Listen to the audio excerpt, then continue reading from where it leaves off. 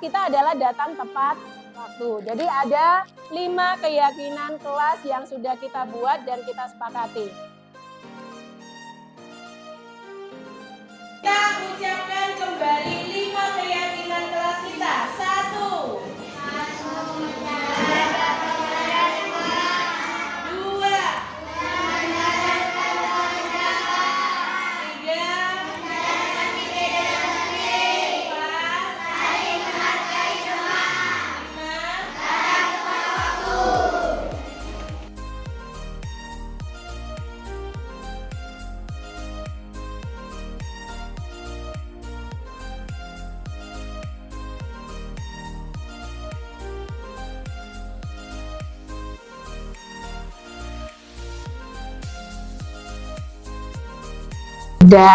Kira-kira tahu enggak alasannya kenapa?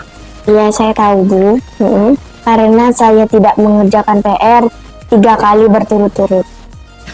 Kira-kira yang menjadi alasan Ida tidak mengerjakan PR itu karena apa? Maaf, Bu, saya sering tidak mengerjakan PR karena saya sering lupa kalau sekarang ada PR. Jadi begini, Ida. Kita lupa itu wajar. Sebagai manusia kita pasti pernah lupa, kan ya? Ya. Nah, tapi Ida sudah berkali-kali tidak mengerjakan PR. Itu nanti akan merugikan Ida sendiri. Jadi Ida bisa ketinggalan pelajaran. Jadi untuk kedepannya, tolong Ida jangan sampai lupa lagi. Kira-kira dengan Ida tidak mengerjakan tugas PR di rumah, berarti Ida melanggar keyakinan kelas yang sudah kita sepakati, enggak? Iya, Bu. Iya. Nah, coba diingat-ingat kembali. Keyakinan kelas kita yang sudah kita sepakati apa? Tepat waktu. Iya, mengerjakan tugas tepat waktu. Nah, dengan kesalahan Ida hari ini, Ida kiranya bisa enggak untuk memperbaiki kesalahan Ida? Bisa. Bisa. Nah, solusinya? Jangan ada buku pantauan. Oh ya, gini. Di sini buku pantauan yang sudah Bulan berikan itu, tolong rutin diisi ya. Jadi ketika Bulan memberikan tugas, akan Bulan tulis di papan tulis. Lah tugasnya Ida nanti menyalin kembali apa yang sudah Bulan tulis di papan. Jadi biar Ida tidak lupa. Oke? Ya. Nah, jadi ketika Ida belajar waktu malam itu, tolong dibuka buku pantauannya. Nah, nanti kalau sudah, tunjukkan ke orang tuamu sebagai bukti bahwa Ida sudah mengerjakan tugas. Nah, nanti kan orang tua juga akan bisa membantu Ida mengingatkan kembali tugas-tugas yang sudah Ida tulis di buku pantauan. Sanggup, Ida?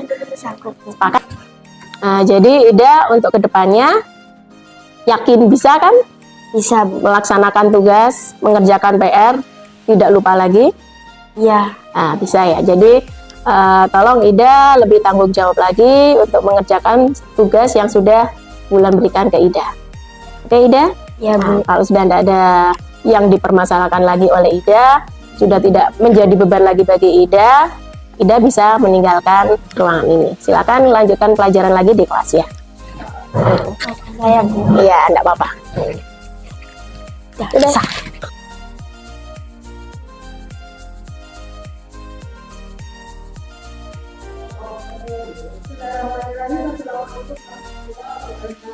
Waalaikumsalam warahmatullahi wabarakatuh.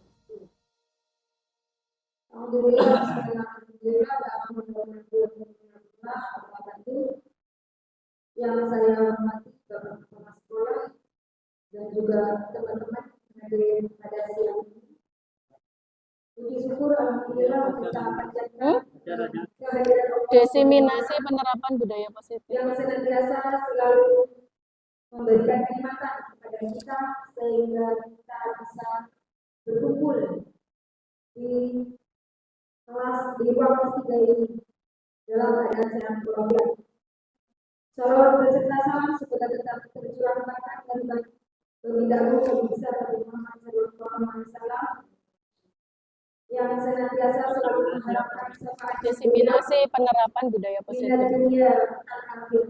Budaya positif ini, Mak. Acara atas ya, Pak. Penerapan budaya positif. Sambutan dari Bapak Kepala Sekolah padanya dipersilakan. Sambutan.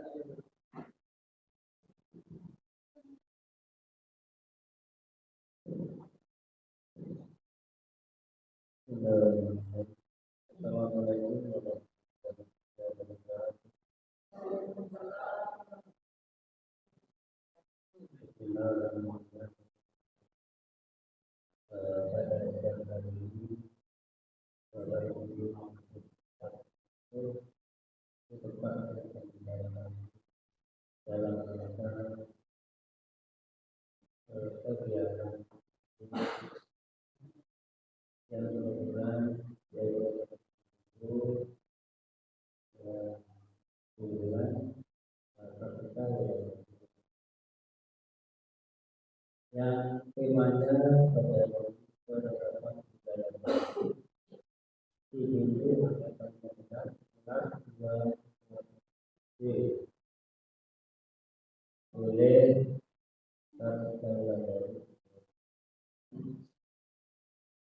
yang kedua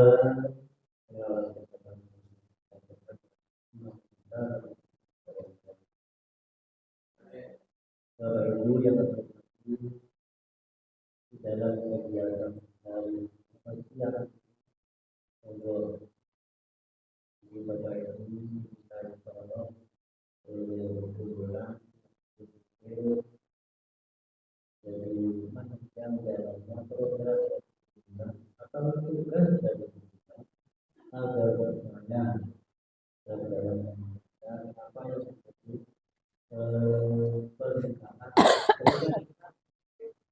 Dari LMS-nya. untuk sekali lagi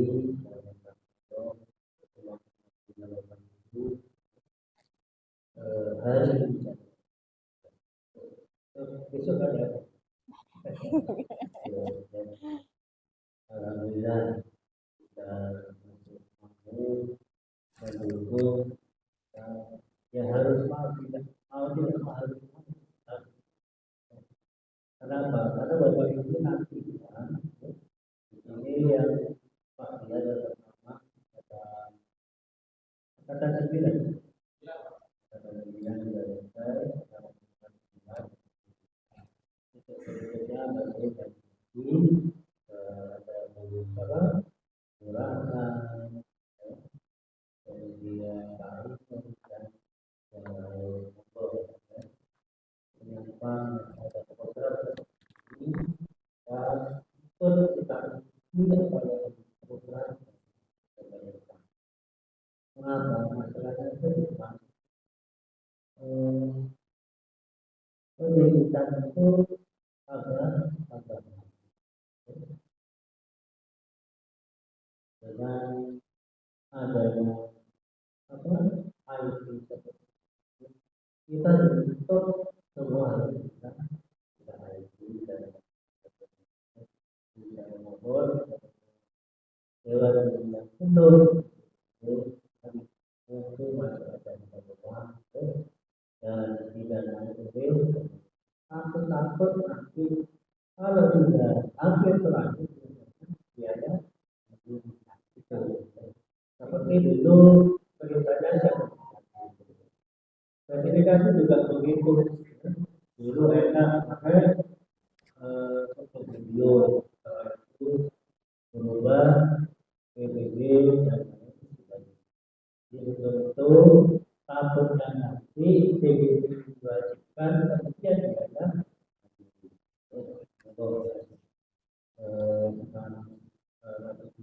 itu disebutkan maka saya mohon untuk mengikuti semua yang didukung tentang masih dan kalau dengan dia ada satu banyak guru beragama ini katanya ini jadi apa ada dibilang macamnya tetapi ini hanya dulu. Mari, oh, biar sama dengan SPP yang sekarang masa tapi kalau gurunya dari Pak Ade, dari kemudian juga dari orangnya dari itu pertama. Nah, itu saya benar perjalanan apa yang sebagai narasumber benar kepada teman-teman mereka itu tak sampai kurang lebih mahal tapi dalam itu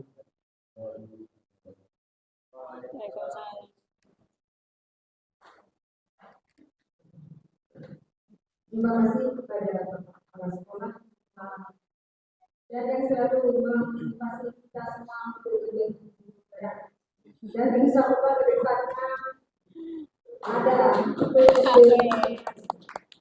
dan selanjutnya yaitu destinasi budaya positif kepada bulan ketiga.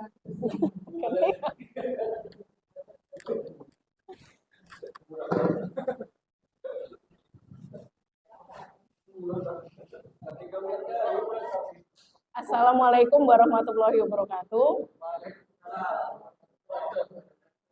Puji syukur alhamdulillah karena pada siang hari ini kita bisa bertemu setelah melaksanakan pembelajaran Bapak Ibu ya. Mudah-mudahan kita semua tetap selalu diberikan kesehatan, diberikan lancar rezekinya sehingga bisa tetap menjalankan aktivitas sehari-hari. Salawat salam selalu melimpahkan pada junjungan Nabi besar kita Muhammad SAW yang selalu memberi petunjuk benderang bagi kita semua.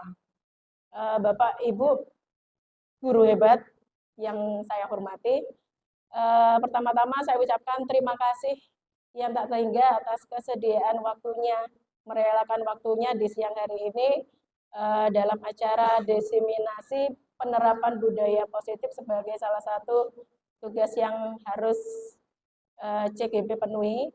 Jadi di sini kegiatan diseminasi kami juga mengajak Bapak Ibu, jadi tugas kami untuk menyebarkan apa yang sudah kami dapat di selama pembelajaran di Guru Penggerak. Kemudian yang kedua, saya juga mengucapkan terima kasih yang banyak kepada Bapak Kepala Sekolah karena sudah mengizinkan saya untuk melaksanakan kegiatan di siang hari ini.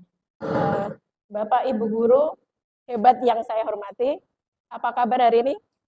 Semuanya baik ya, meskipun sudah dalam keadaan capek, terima kasih sudah menyempatkan waktunya belajar bersama di penerapan budaya positif. Nah, adapun agenda kegiatan pada siang kali ini, yang pertama pembukaan tadi sudah, kemudian di sini akan saya sampaikan tujuan diseminasi, berikutnya pemahaman inti, eksplorasi konsep, dan refleksi kegiatan diseminasi. Nah, adapun tujuan dari kegiatan diseminasi ini, yang pertama, guru penggerak nanti mampu menggerakkan komunitas sekolah untuk bersama-sama mengembangkan, mewujudkan visi sekolah yang berpihak pada murid dan berlandaskan nilai-nilai kebajikan universal. Yang kedua, di sini tujuannya juga memahami konsep pendidikan menurut KHD mengenai budaya dan lingkungan positif yang ada di sekolah yang berpihak pada murid. Yang ketiga, itu nanti melakukan evaluasi dan refleksi tentang praktek disiplin positif.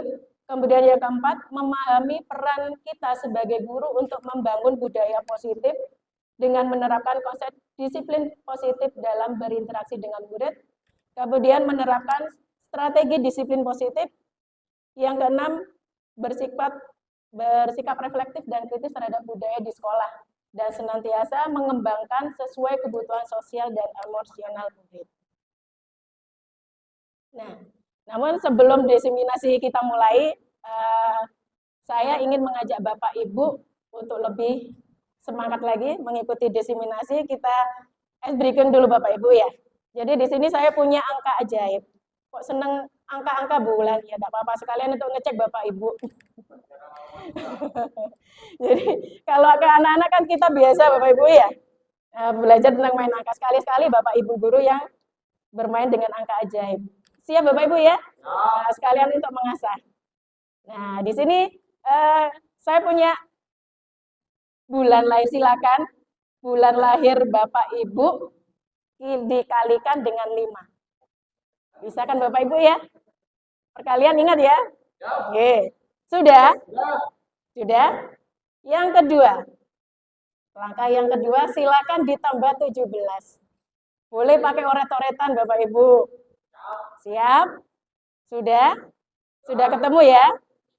Sudah ditambah 17, kalau tidak ada ya pakai HP sudah. Langkah yang ketiga. Dikalikan 2. Bisa Bapak Ibu ya? Nah, selanjutnya. Dikurangi 13. Nanti ketemu dengan angka ajaib Bapak Ibu. Sudah? Selanjutnya, Pak Dian sudah? Oh, sudah. Selanjutnya dikalikan 5. Dikalikan 5. Di sini ada 10 tahapan yang harus dilalui. Sudah? Bapak Ibu? Jangan sampai lupa dengan hasil yang terakhir ya. Selanjutnya, dikurangi 8. Dikurangi 8. Sudah? Lanjut. Dikali 2. Sudah Bu Rama? Dikali 2. Sudah? Bu Nia sudah? Lanjut. Ditambah 9. Ditambah 9. Sudah? Langkah selanjutnya. Ditambahkan tanggal lahir. Ditambahkan tanggal lahir. Sudah? Sudah? Sudah Pak Untung? Yang terakhir, dikurangi 203. Sudah ketemu? Hasilnya berapa? Coba. Sudah semua Bapak Ibu ya? Pak Dian ketemu dengan bilangan berapa Pak Dian? 482. Hah? 482? Berarti masih keliru Pak Dian. Coba Bu Rama. Ya. 482. Kalau masih keliru, coba diulangi lagi dari atas Pak Dian. Pak Tanwir ketemu berapa? 22. 223. 223 apa 2203? 223. Yang punyanya Pak Inung? 1013. Coba sekarang saya tanya Pak Inung. Pak Inung bulan kelahirannya bulan apa? Oktober. Tanggal kelahirannya? Bagus. Nah, itu. Jadi nanti akan ketemu dengan 2 digit angka di depan itu menunjukkan bulan kelahiran. 2 terakhir itu akan menunjukkan angka kelahiran. Ketemu tadi ya Pak Inung ya? Nah, kalau iya dikurangi 203. Mana Pak?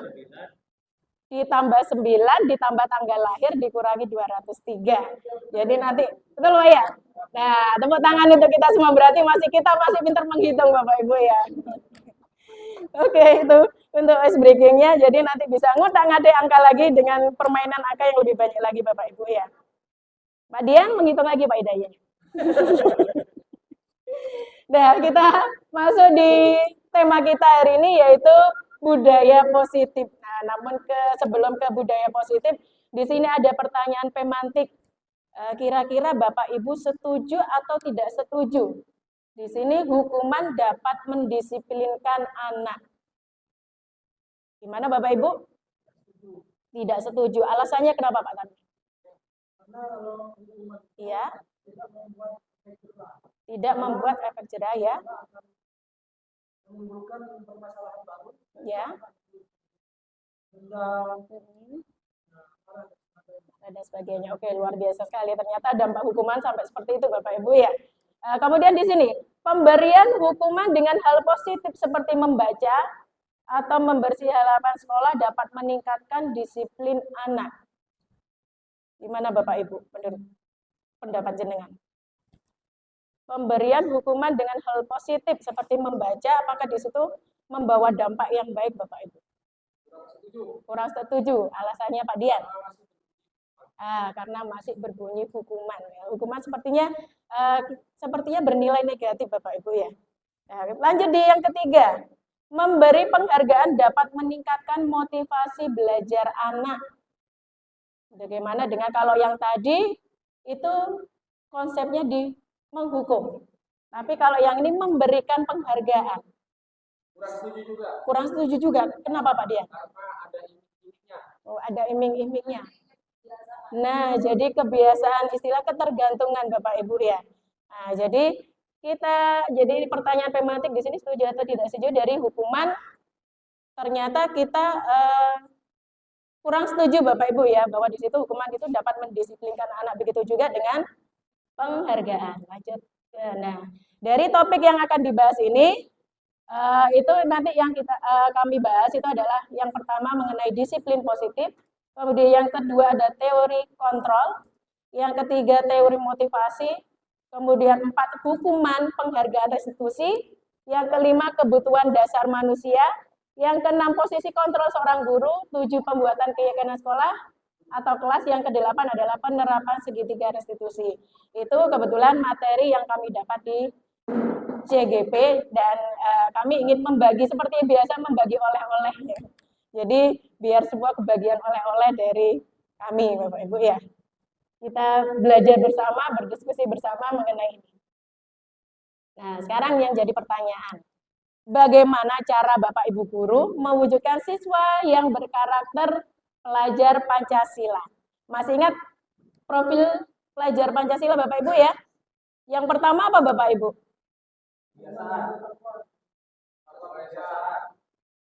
6 profil pelajar Pancasila. Ya, beriman dan ada lagunya kan ya sepertinya. Oh, jangan nyanyi. Yang kedua, jadi profil beriman dan bertakwa. Yang kedua, berkebinekaan global. Yang ketiga ada gotong royong, mandiri, inovatif, dan bernalar kritis. Kira-kira bagaimana untuk mewujudkan itu semua Bapak Ibu? Salah satunya. Memberikan? Oh iya, memberikan pembiasaan yang bersifat positif Bapak. Iya, oke. Oke, terus ada lagi Bapak Ibu? Ya, masuk di dalam kegiatan pembelajaran. Lanjut berikutnya. Nah, jadi salah satu bagaimana kita seorang guru bisa menerapkan, maksudnya mewujudkan profil pelajar Pancasila, salah satunya adalah dengan cara menciptakan budaya positif di lingkungan sekolah. Ya. Lalu apa itu budaya positif itu sendiri? Jadi di sini budaya positif adalah suatu pembiasaan. Jadi betul apa yang dikatakan Pak Inung tadi, kalau menerapkan profil pelajar Pancasila salah satunya dengan pembiasaannya. Jadi di sini pembiasaan itulah yang dikatakan dengan pembiasaan budaya positif. Suatu pembiasaan yang bernilai positif di dalamnya berisi sejumlah kegiatan yang mampu menumbuhkan karakter murid.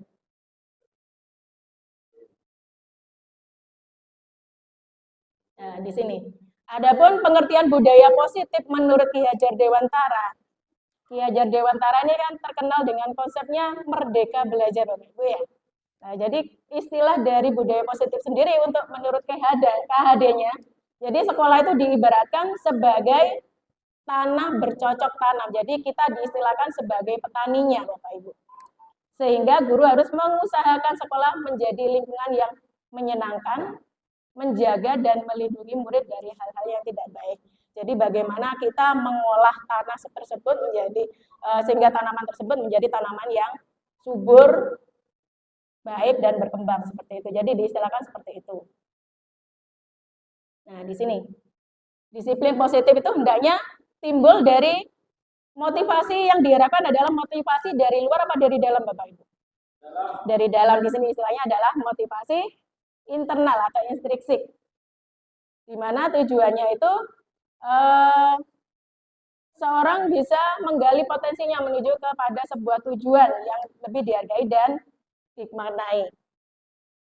Ya. Seorang yang memiliki disiplin diri ini biasanya mereka lebih bertanggung jawab terhadap apa yang dilakukannya berdasarkan tindakan pada nilai-nilai kebajikan universal. Jadi tujuannya dari budaya positif ini adalah untuk mewujudkan nilai-nilai kebajikan universal. Jadi nilai-nilai kebajikan itu apa saja? Salah satunya tadi yang berdasarkan dimensi profil Pancasila. Nah, secara universal ini juga ada ini salah apa? Banyak nilai-nilai kebajikan yang bersifat universal, di antaranya ada nilai peduli, nilai ketergantungan, kebersihan, dan seterusnya. Nah, ini Bapak Ibu ya, ternyata banyak sekali nilai-nilai kebajikan yang harus kita tumbuhkan dari anak-anak kita. Nah ini, lalu bagaimana cara untuk menumbuhkan budaya positif di lingkungan sekolah? Salah satunya tadi dengan menerapkan yang namanya nilai-nilai kebajikan, Bapak Ibu. Yang kedua, bisa melalui pembentukan keyakinan atau keyakinan sekolah atau keyakinan kelas yang biasanya kita sebut sebagai kesepakatan. Ya, karena sepertinya di sekolah-sekolah sekarang jarang Bapak Ibu ya kita temui yang namanya tata tertib. Nah, jadi sekarang sudah beralih kepada apa? Kesepakatan atau keyakinan kelas. Karena apa? Kalau peraturan itu biasanya cenderung bagaimana Bapak Ibu? Biasanya. Sifat dari peraturan sendiri bagaimana? Yang membuat ya lebih kaku. Kemudian yang membuat hanya dari satu pihak sepertinya. Tapi kalau keyakinan itu melibatkan dari kesepakatan ya berbagai pihak. Jadi seperti itu. Nah, untuk yang kedua masuk di teori kontrol. Jangan diplesetkan Bapak Ibu. Nah, jadi teori kontrol ini kita misalkan dengan seperti ini Bapak Ibu. Mari kita mencoba.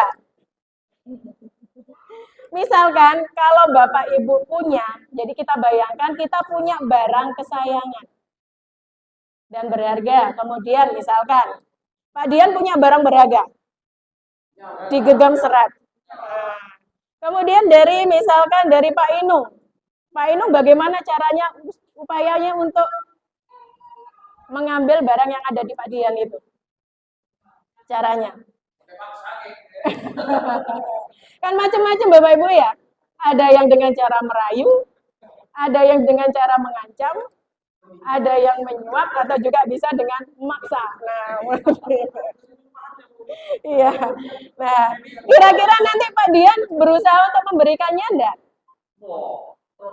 Nah, protektif. Jadi di situ jadi paradigma perubahan. Jadi seorang guru kalau dulu diistilahkan seperti itu Bapak Ibu. Jadi di sini guru itu mempunyai kontrol penuh. Nah, dari adanya yang dari pemikiran KHD itu diharapkan istilahnya dari stimulus respon itu berubah menjadi jangan sampai ada istilah seperti ini. Jadi kita ubah menjadi posisi kontrol, jadi seperti itu. Nah, ini miskonsepsi tentang teori kontrol dari stimulus respon artinya. Jadi di sini tadi dengan istilah memegang barang berharga, kemudian Pak Inung berusaha untuk mengambil itu, maksudnya mengandung gambaran seperti ini. Jadi guru itu dimisalkan sebagai guru mengontrol murid. Terus ada juga ilusi yang mengatakan bahwa semua penguatan positif, efektif, dan bermanfaat.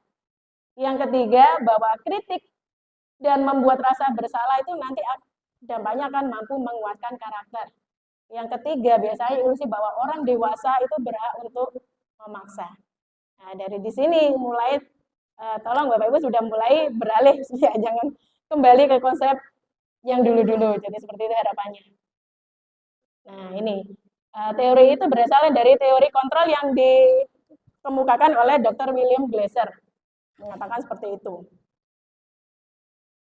Nah, ini tadi ya, ilusi guru mengontrol murid. Maksudnya bagaimana di sini? Jadi mengontrol murid itu maksudnya kebutuhan dasar yang dipilih murid. Menyatakan bahwa semua perilaku itu pasti akan memiliki tujuan, bahkan terhadap perilaku yang tidak disukai. Nah, di sini guru mengontrol murid. Jadi meskipun murid akhirnya dipaksa harus seperti ini. Nah, akhirnya apa? Murid juga terpaksa mengerjakan. Jadi bukan berdasarkan dari dalam dirinya, tapi karena ada kontrol dari seorang guru seperti itu. Yang kedua, di sini tadi penguatan positif, efektif, dan bermanfaat. Nah, ini contohnya misalkan berupa bujukan. Jadi usaha untuk bagaimana cara guru untuk mempengaruhi murid supaya mau terhadap apa yang dipikirkan yang diharapkan oleh seorang guru. Ya, di sini tadi ya dewasa ini ilusi bahwa orang dewasa memiliki hak untuk memaksa.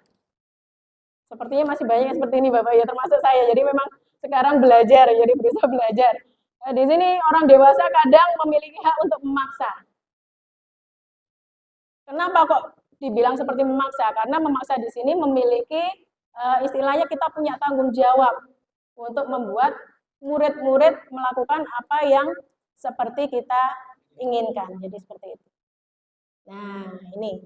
Jadi tugas kita sekarang itu berusaha untuk mengubah paradigma dari stimulus respon berubah ke pendekatan teori kontrol. Kalau menurut stimulus respon, di sini kebutuhan itu kita sama. Padahal seharusnya kebutuhan dari tiap masing-masing anak itu pasti akan berbeda. Nah, kalau yang posisi paradigma dulu, semua orang melihat itu hal yang sama. Jadi semua murid itu dianggap sama, pembelajarannya juga sama. Padahal setiap orang itu pasti memiliki gambaran yang berbeda. Kemudian kita mencoba mengubah orang agar berpandangan sama dengan kita. Jadi zamannya dulu masa harus sesuai dengan pemikiran kita. Padahal kita harus berusaha untuk memahami pandangan dari orang lain. Iya. Kemudian perilaku guru itu dilihat sebagai suatu kesalahan. Kalau yang berbuat salah, yang melanggar aturan pasti dinamakan perbuatan salah. Tapi di sini hanya ada yang bisa mengontrol diri Anda. Jadi diharapkan bisa mengontrol diri sendiri untuk memperbaiki kesalahan, diharapkan seperti itu. Terus langkah berikutnya saya bisa mengontrol orang lain. Kalau menurut teori kontrol bahwa Anda tidak bisa mengontrol orang lain. Kemudian model berperilaku ada menang, ada kalah. Sedangkan kalau yang teori kontrol, model berpikir menang-menang. Kira-kira yang diharapkan kita mengarah kepada yang mana, Bapak Ibu? Dari stimulus responnya apa teori kontrolnya? Dari yang teori kontrol ya. Jadi diharapkan kita bisa menerapkan dari teori kontrol di sini. Nah, lanjut ke materi berikutnya yaitu tentang teori motivasi. Nah, di sini yang kita tahu motivasi itu sendiri dibedakan menjadi berapa macam tadi Bapak Ibu? Ada berapa macam? Ada 3. Ada 2 macam Bapak Ibu ya. Jadi di sini ada motivasi eksternal dan motivasi internal. Kalau yang eksternal berarti motivasi yang berasal dari luar. Nah, kalau contohnya tadi seperti hukuman sama penghargaan itu kan termasuk motivasi Bapak Ibu ya. Kira-kira motivasinya itu berasal dari dalam apa dari luar?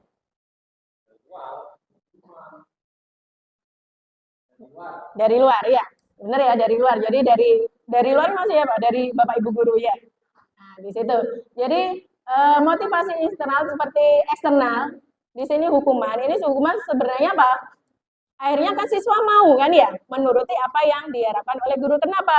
Jadi tujuannya untuk menghindari ketidaknyamanan.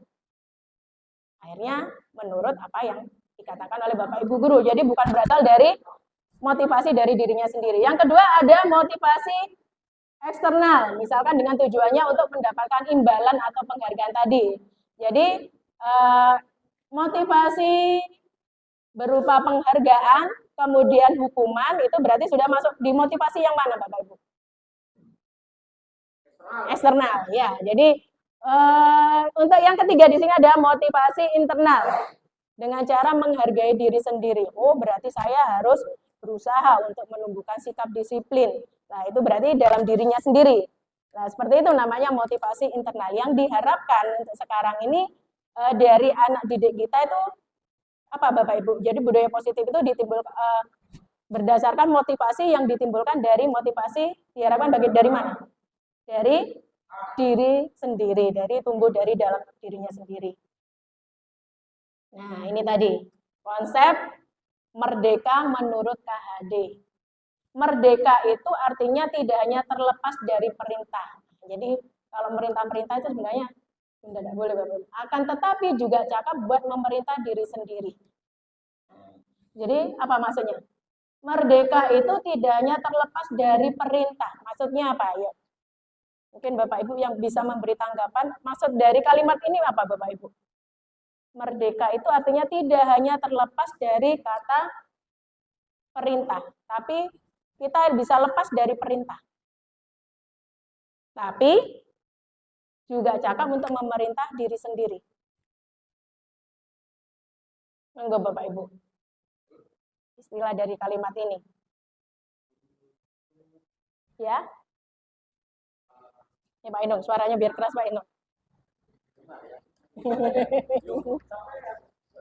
Ya. Iya. Ya. Itu apa ya? Kita bukan hanya menciptakan tapi harus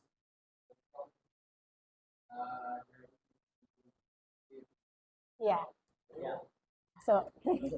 Ya, luar biasa sekali Pak Inung ya. Jadi di sini terlepas dari perintah. Jadi tidak sakar padibi istilahnya. Jadi nyuruh-nyuruh, jadi istilah kita sudah tidak perlu lagi diperintah. Tapi kita harus bisa memerintahkan diri kita sendiri. Oh, saya harus bagaimana? Misalkan supaya dapat nilai juara seperti itu kan berarti saya harus memerintah diri saya sendiri. Misalkan sebagai murid ya, saya harus berusaha untuk disiplin dalam belajar. Jadi seperti itu yang diharapkan. Itu menurut konsep dari jadi tidak perlu kamu harus belajar. Kamu harus tugas-tugas kamu kerjakan dengan baik. Jadi tidak harus seperti itu sudah. Jadi harus bisa seorang anak harus bisa memerintahkan dirinya sendiri untuk menerapkan yang namanya disiplin positif.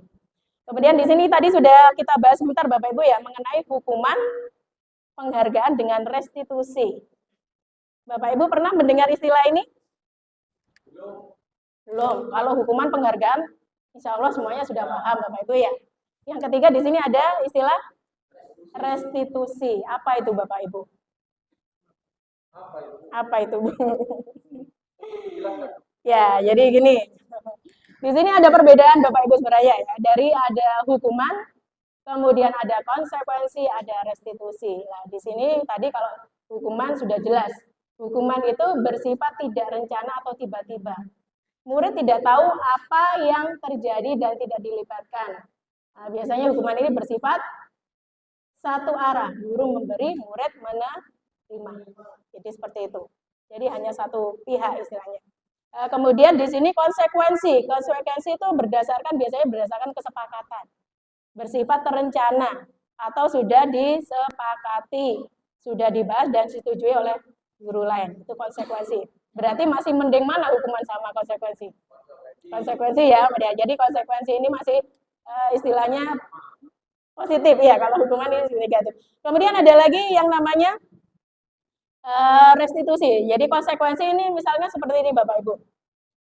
Misalkan siswa terlambat. Di situ anak-anak sudah mengikuti pelajaran. termasuk gurunya. Iya juga betul Bapak. Jadi gini, kemudian selama pembelajaran di situ kan anak sudah ketinggalan beberapa pelajaran. Nah di situ konsekuensinya kalau misalkan ada tugas, mungkin kesepakatan dari guru dan anak-anak. Misalkan ketika waktu jam istirahat dia tidak diperbolehkan istirahat, tapi disuruh melanjutkan tugas apa yang belum selesai tadi. Nah di situ maksudnya yang namanya konsekuensi. Kalau hukuman misalkan contohnya bagaimana Bapak Ibu? Oh, kalau ini terlihat ini. Ini misalkan kalau ulangannya misalkan dapat di bawah 50. Bulan kasih PR ngerjakan 100 soal lah, misalkan sampai seperti itu namanya juga masuk di hukuman. Kemudian ada lagi restitusi. Nah, restitusi ini adalah pendekatan disiplin positif, proses menciptakan kondisi bagi murid untuk memperbaiki kesalahan mereka, sehingga mereka bisa kembali pada kelompok mereka dengan karakter yang lebih kuat. Nah, jadi di sini restitusi itu maksudnya dari si anak itu berusaha istilahnya bagaimana cara memperbaiki kesalahan dirinya sendiri, berusaha untuk memperbaiki kesalahan. Kira-kira dari yang ketiga ini yang kita harapkan kita berperilaku yang mana, Bapak Ibu? Restitusi ya. Jadi kita terapkan contoh yang dari restitusi ini. Diharapkan seperti ini. Nah, ini bedanya Bapak Ibu. Di sini ada perbedaan antara hukuman, konsekuensi, dan restitusi. Monggo silakan dibaca dulu Bapak Ibu. Iya. Iya. Oh iya.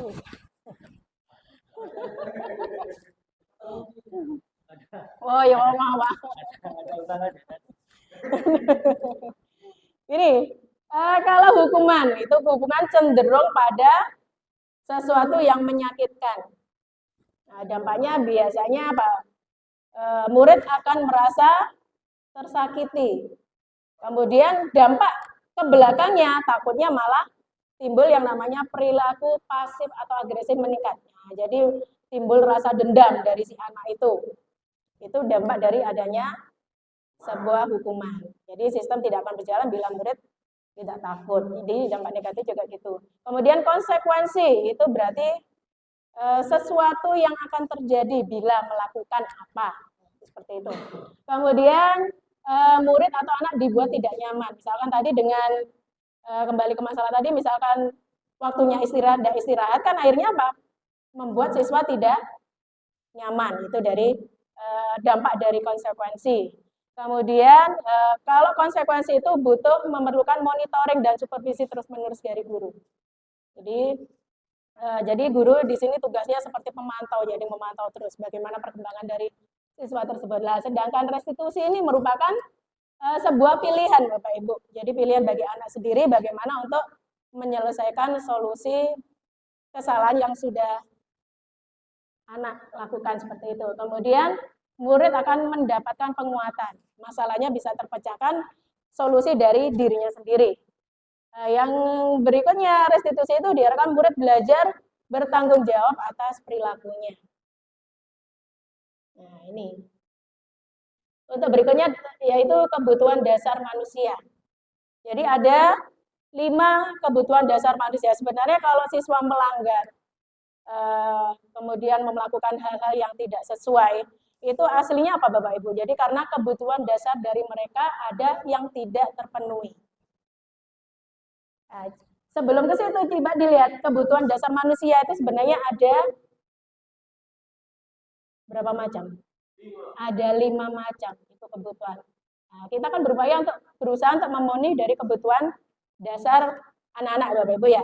Jadi di situ ada kebutuhan dasar yang pertama, anak-anak itu bertahan hidup.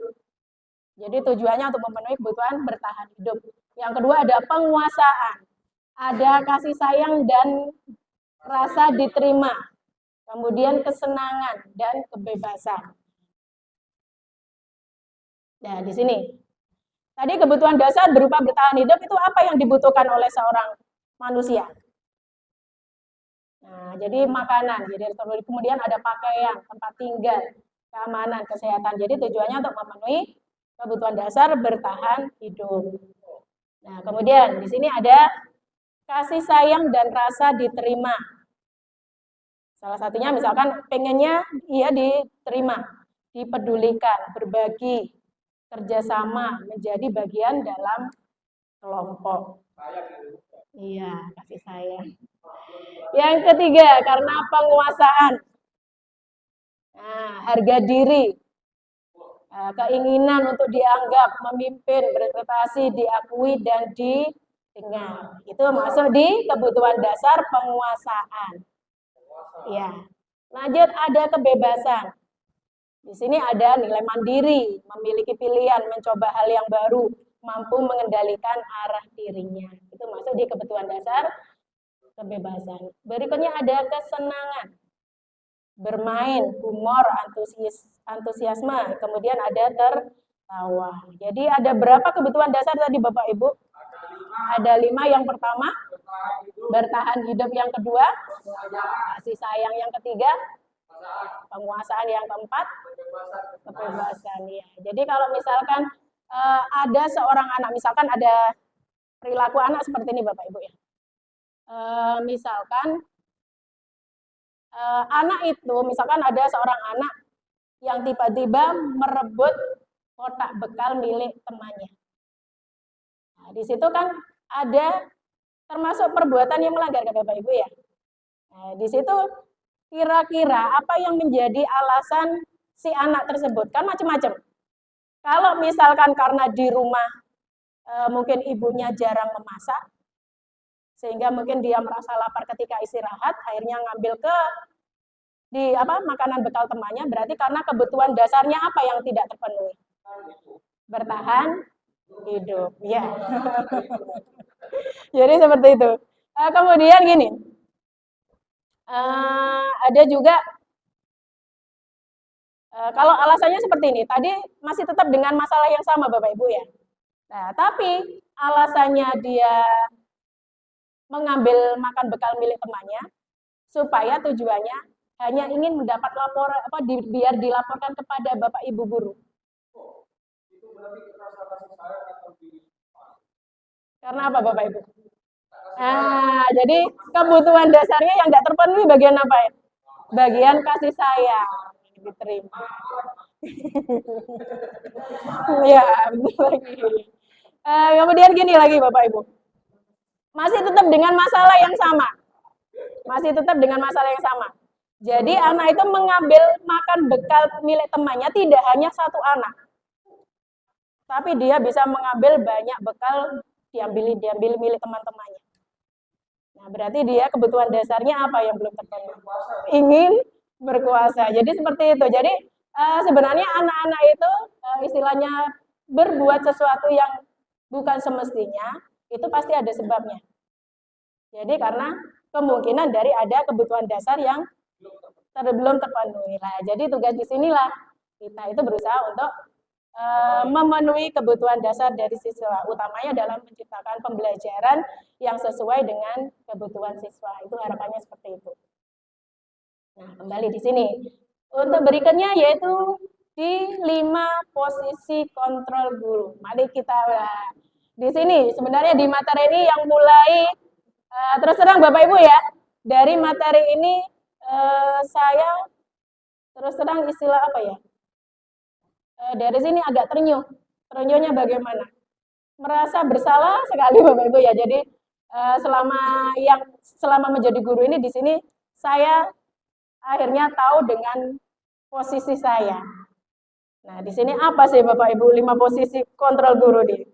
Nah, di sini peran kita. Ada yang sebagai penghukum, ada sebagai yang guru yang pembuat merasa bersalah, kemudian ada yang bersikap sebagai teman, ada yang sebagai pemantau, ada yang sebagai manajer. Kira-kira dari 5 posisi guru ini, mana yang paling banyak berperan bagi Bapak Ibu? Burama. Yuk, kita introspeksi diri Bapak Ibu ya. Jujur. Kalau saya dulu, saya terus terang selama menjadi guru masih belum mengenal yang namanya ini ya. Istilah apa ini? 5 posisi kontrol. Sepertinya lebih banyak di penghukum. Nah, sedangkan dari penghukum sendiri sudah tahu Bapak Ibu ya, sifatnya hukuman itu seperti apa, dampaknya seperti apa. Jadi dengan dari pembelajaran yang didapat PGB memang banyak memberi membuat sadar ya, membuat saya sadar sendiri itu. Jadi cenderung di bagian penghukum. Kalau tidak di penghukum, di bagian pemantau. Jadi misalkan anak kalau tidak berbuat ini, ayo konsekuensinya apa? Nah, sudah kesepakatan seperti itu. Mungkin Bu Rama lebih cenderung di mana Bu Rama? Bedanya apa ya, manajer? Akhirnya ada pengakuan diri Bapak Ibu ya. Kita cenderung di mana Bapak Ibu? Mantap.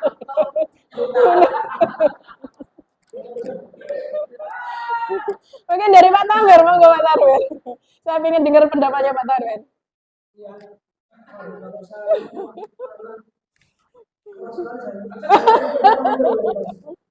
Iya.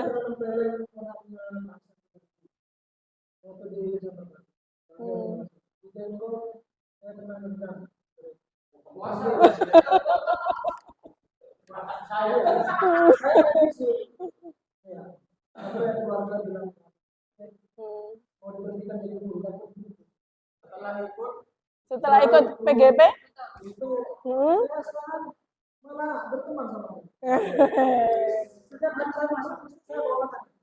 Ya.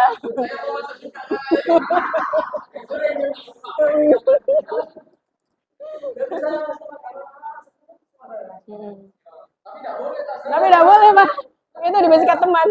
pemberian penghargaan ini tidak boleh.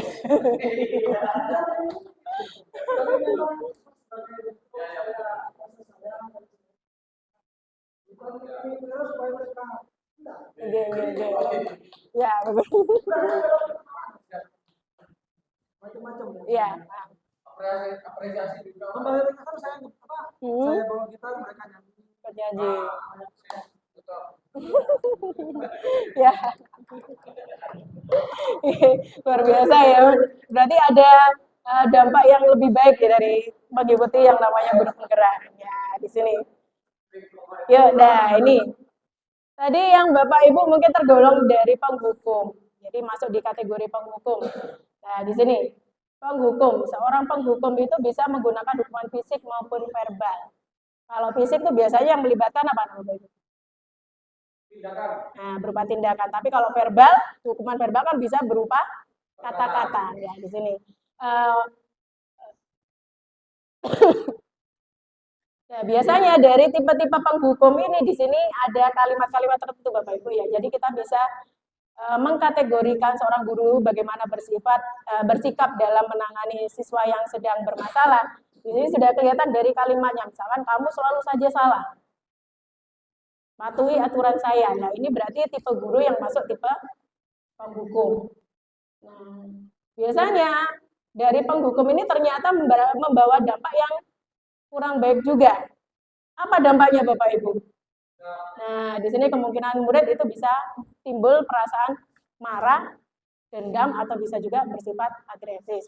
Jadi mulai sekarang upayakan kalau mengatasi anak yang bermasalah, menghindari sebisa mungkin yang namanya menghukum Bapak Ibu ya. Jadi harapannya seperti itu. Yang kedua, di sini tipe kontrol dulu yang pembuat merasa bersalah. Maksudnya bagaimana sih pembuat merasa bersalah itu? Nah, jadi pembuat merasa bersalah itu misalkan di sini biasanya dengan mengeluarkan kalimat yang bersuara lembut. Jadi seolah-olah nanti siswa itu sendiri akan merasa bersalah. Jadi misalkan Bapak sangat kecewa, Ibu sangat kecewa sekali dengan kamu. Berapa kali harus diberitahu. Gimana coba? Masa kamu tidak kasihan sama bulan? Nah, misalkan seperti itu. Berulang kali dijelaskan tapi tidak mendengarkan. Masa tidak kasihan sama bulan? Jadi istilah seperti memelas-melas. Nah, akhirnya di situ kan nanti dari anak sendiri akan timbul perasaan yang namanya perasaan rasa bersalah. Jadi di sini murid akan merasa menjadi orang yang gagal, tidak sanggup membahagiakan orang lain. Kira-kira dampaknya yang lebih berdampak negatif antara hukuman apa malah yang justru membuat rasa bersalah ini Bapak Ibu?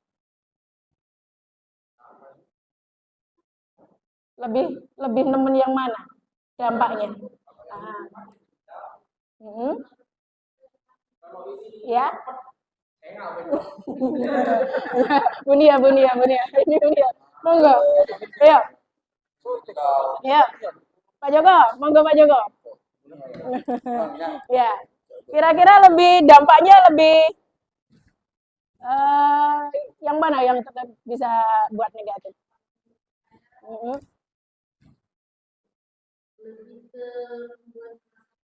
Iya.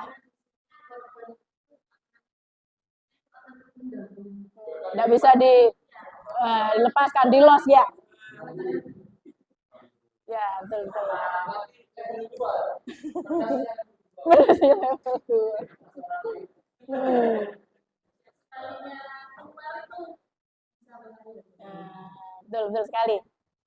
Nah, jadi gini ya, dampak justru malah lebih bahaya yang membuat merasa bersalah. Karena apa, di sini anak tidak bisa meluapkan emosinya malah mendam. Tapi justru ketika sudah mulai meluap, dampaknya malah marahnya. Jadi di situ akan ya, jadi tidak bisa terkontrol. Jadi seperti itu. Itu yang membuat merasa bersalah. Pernahkah Bapak Ibu berada di posisi seperti ini?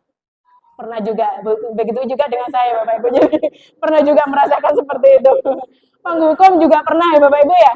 Membuat merasa bersalah juga pernah.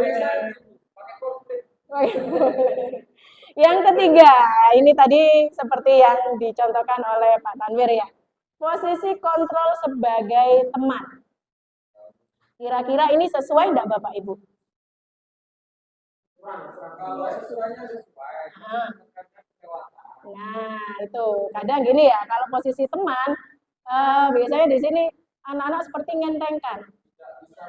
Ya, tidak bisa membedakan. Iya, akibatnya takutnya siswanya apa itu lah, lama Bapak Ibu ya. Nah, kalau terlalu dol, lost dol gitu. Jadi di sini, nah, biasanya dengan kalimat istilah Bapak Ibu di situ dengan senyuman, masih padahal di situ anak sudah bersalah tapi masih sebisa mungkin untuk mengeluarkan kalimat yang murah senyum, misalkan, ayo bantulah demi Bapak ya, sambil senyum-senyum seperti itu. Nah, ini nanti juga akan timbul dampak yang juga kurang baik. Jadi di situ mungkin sopan santunnya ya Bapak Ibu. Nah, akhirnya di situ dianggap seperti teman, jadi bukan sebagai seorang guru. Jadi seperti itu yang dampak yang tidak kita inginkan. Kemudian yang di posisi keempat, posisi kontrol sebagai pemantau tadi, nah, istilahnya dengan berupa konsekuensi. Jadi ketika anak itu melakukan kesalahan, nah, nanti ditawari apa tadi konsekuensinya, kesepakatannya apa. Di sini sebagai yang namanya tipe-tipe sebagai apa Bapak Ibu? Sebagai pemantau. Kalimat yang dikeluarkan misalkan apa tadi peraturannya? Kalau kamu melakukan kesalahan, apa tadi konsekuensinya? Jadi seperti itu.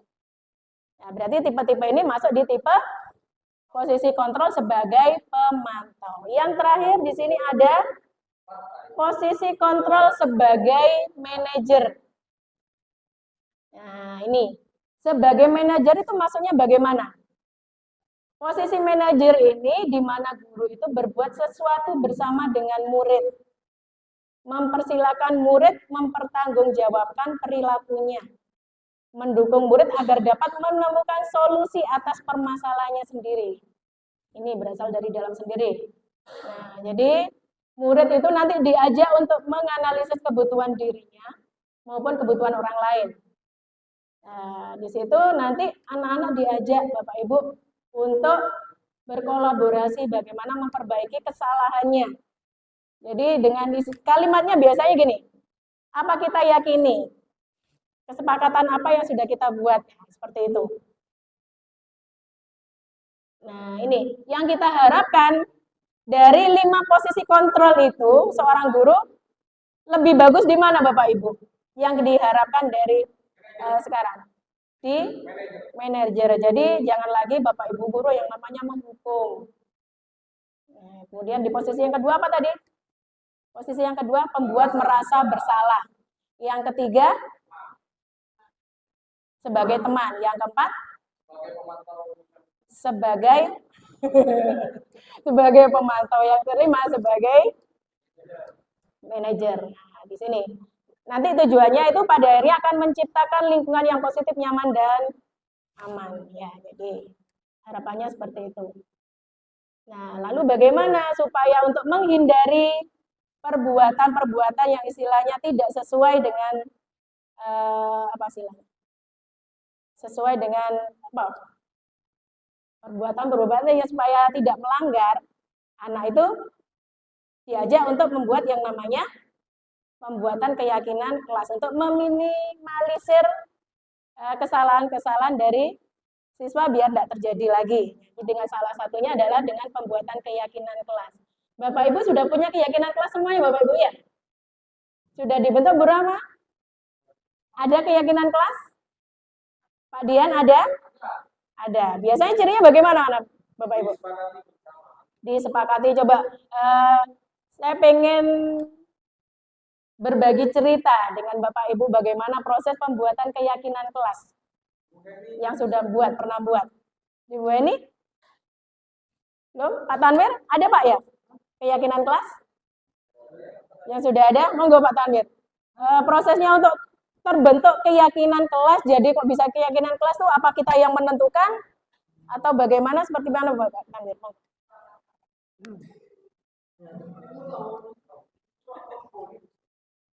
Jadi ketika proses pembuatan kelas di kelas itu pertama-tama yang saya lakukan adalah menentukan kebijakan atau istilahnya kebaikan apa, kebajikan apa yang akan kita tanamkan di kelas kita.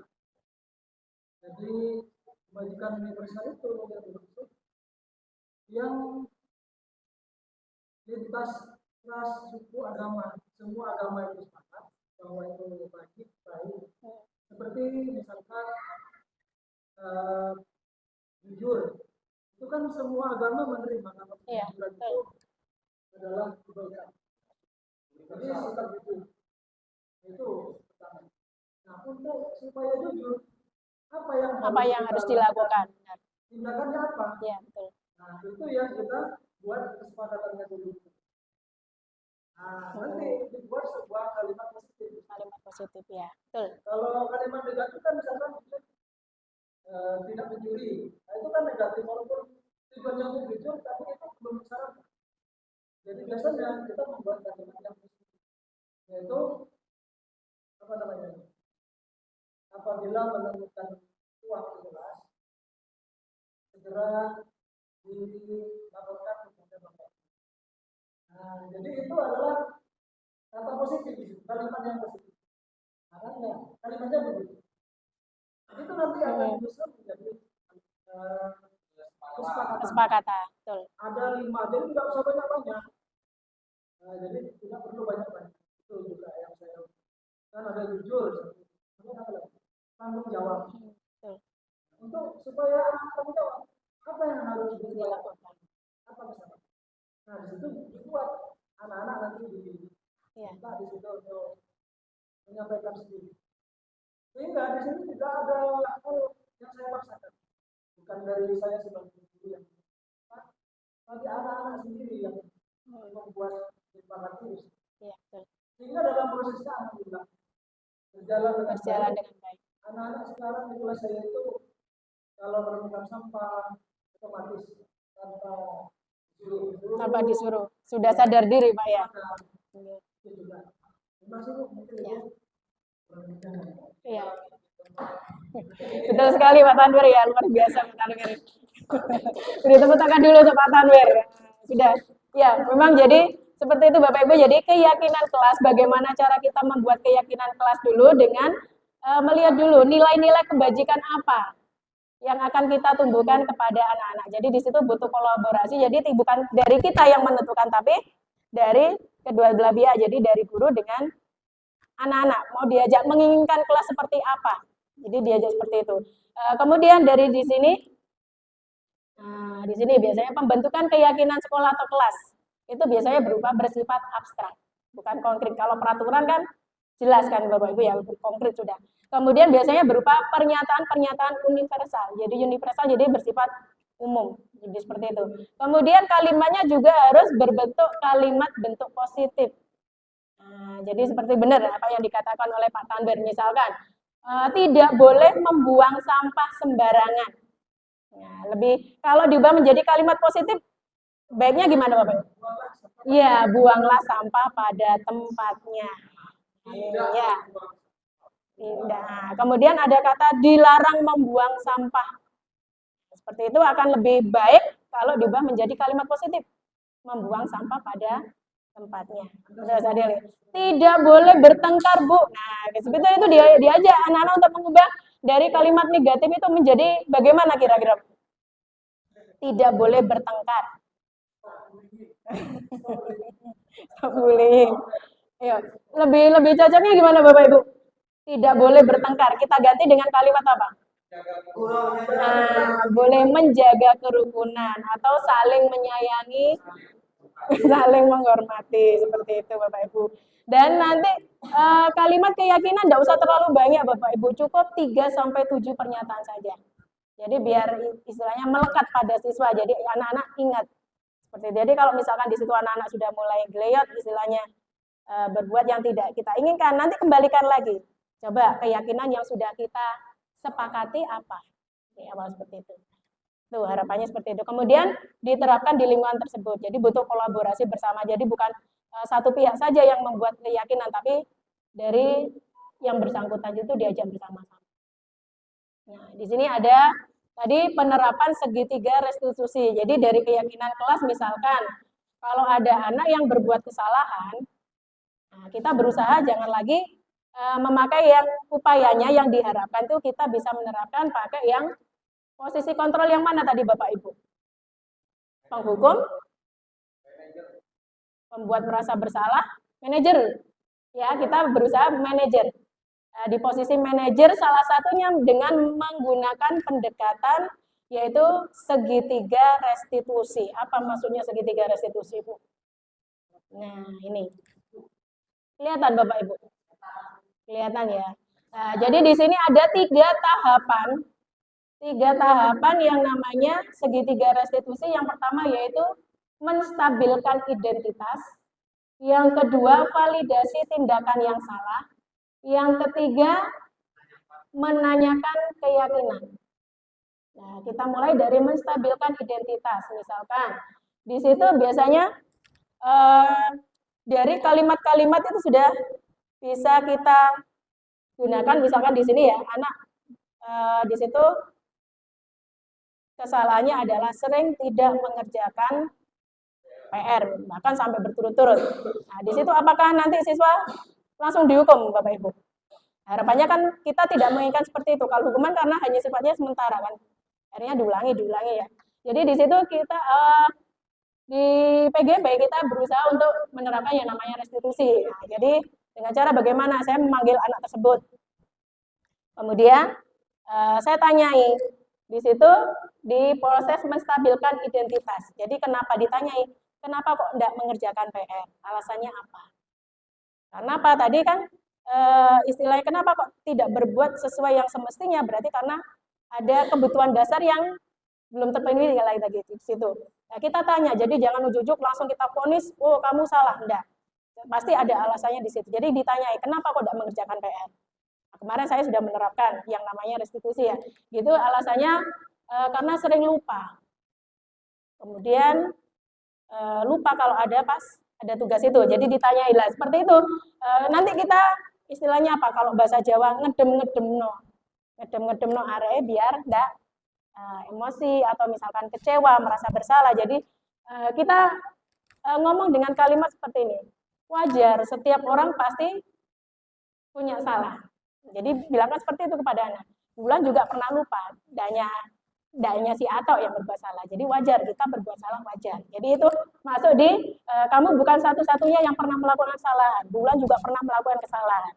Nah, di sini sudah masuk di menstabilkan identitas. Kemudian lanjut yang di kedua yaitu validasi tindakan yang salah.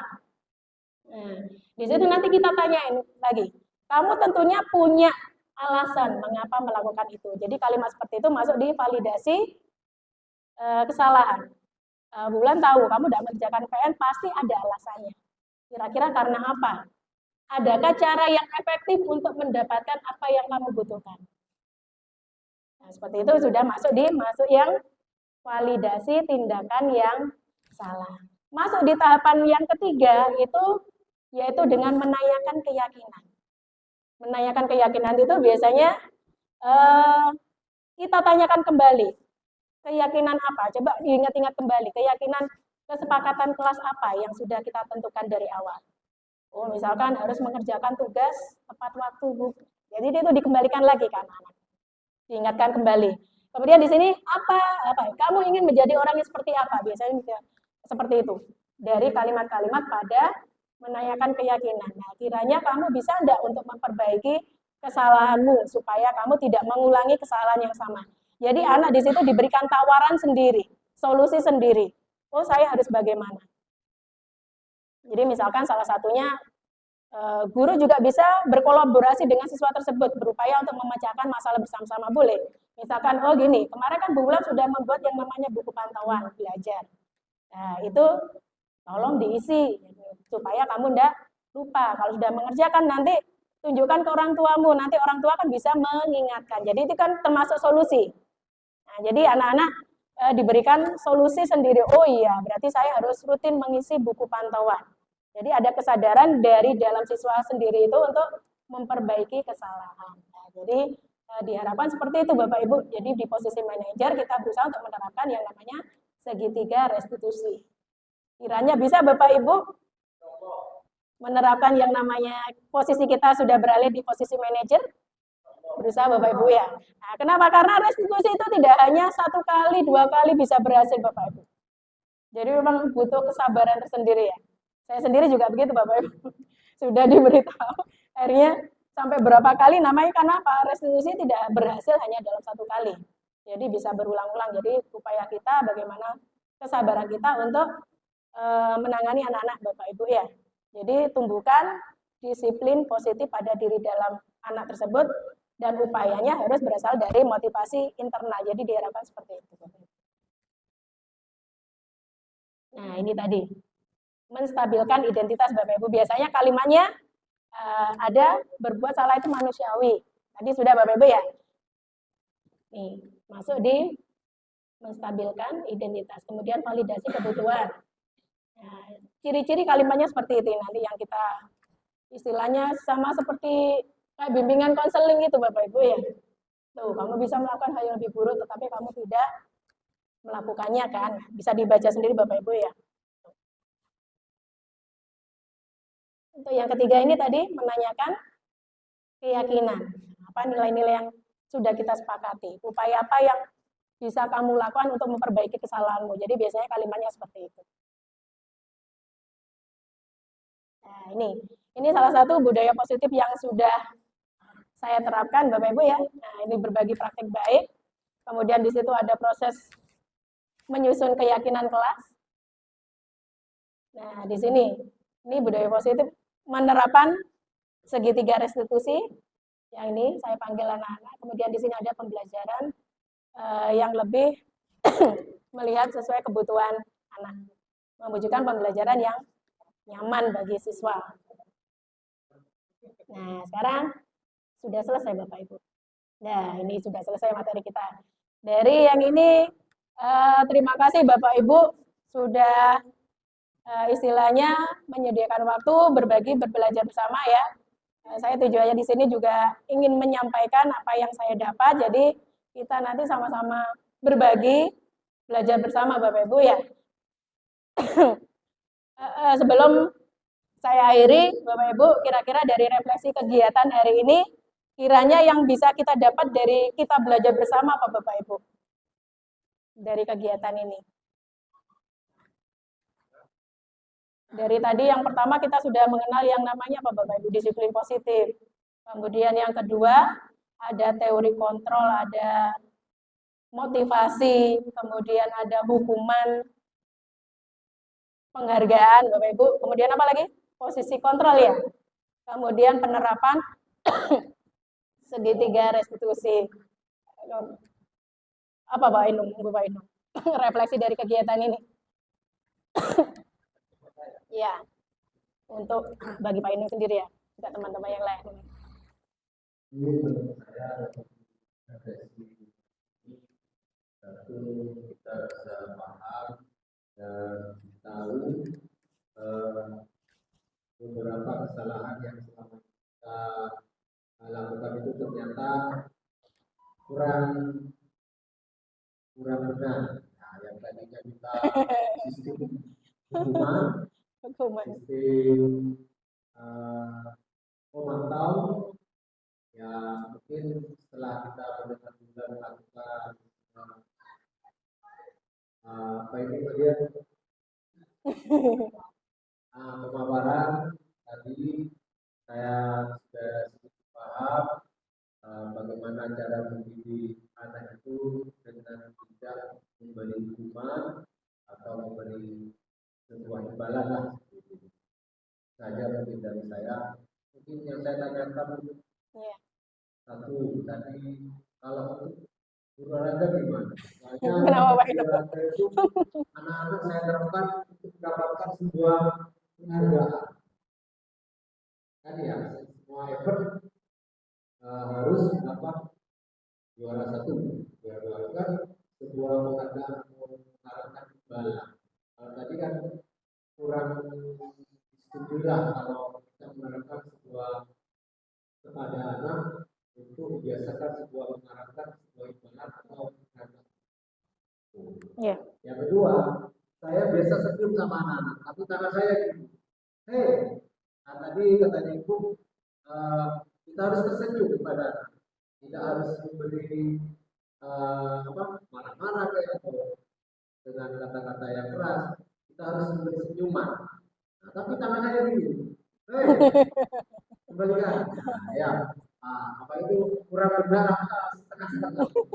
Nah, itu terima kasih. Iya. Kalau ada di budi, Iya. senyum tapi tangannya gini. Ya, mungkin dari Bapak Ibu guru ada yang mau menanggapi dulu?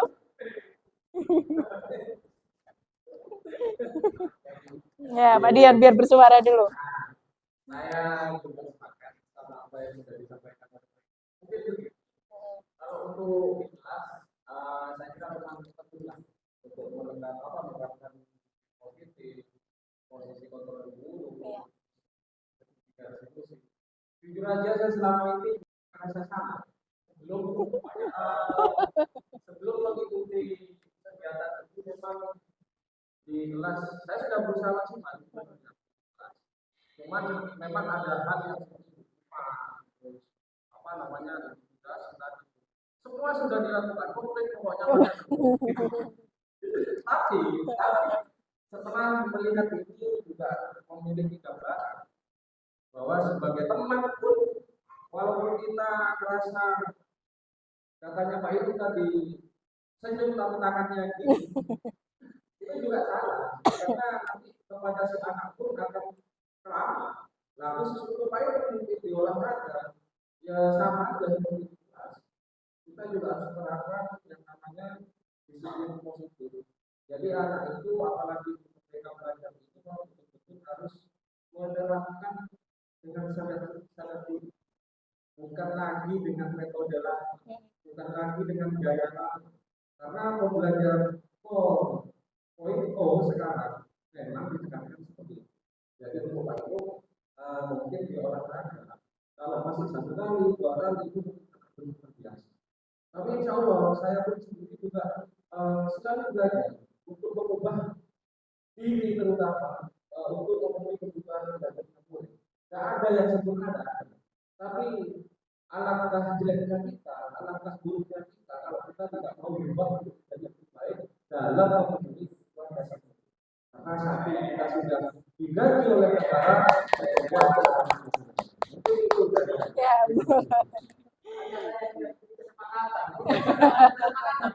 Iya benar sekali Pak Dian, luar biasa ya. Jadi benar apa yang dikatakan Pak Dian ya. Jadi kita berupaya bagaimana untuk menumbuhkan disiplin diri, disiplin positif yang berasal dari diri tanpa ada istilahnya iming-iming. Jadi seperti itu diharapkan seperti itu. Boleh sebenarnya.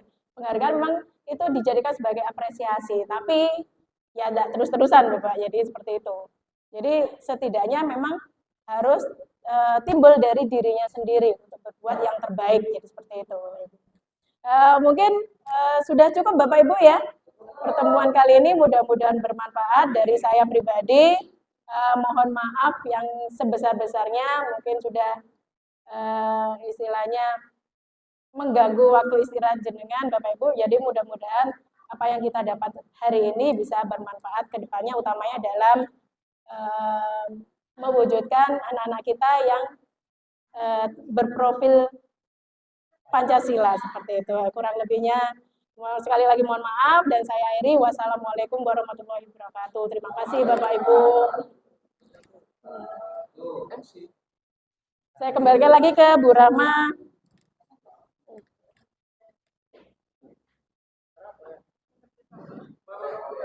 Terima kasih pada kami kaulan dan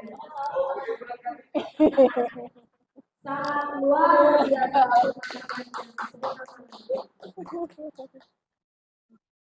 Semakin semangat kita mengikuti CGP.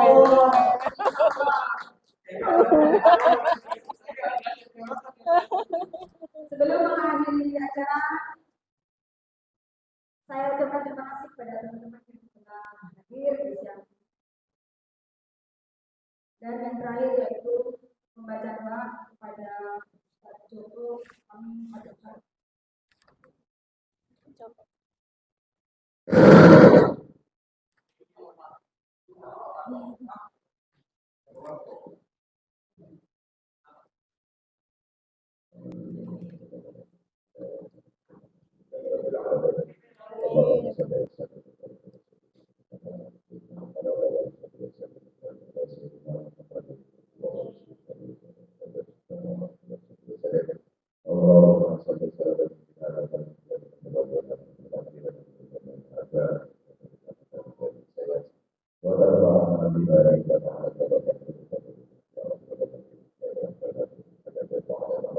Allahumma inna nas'aluka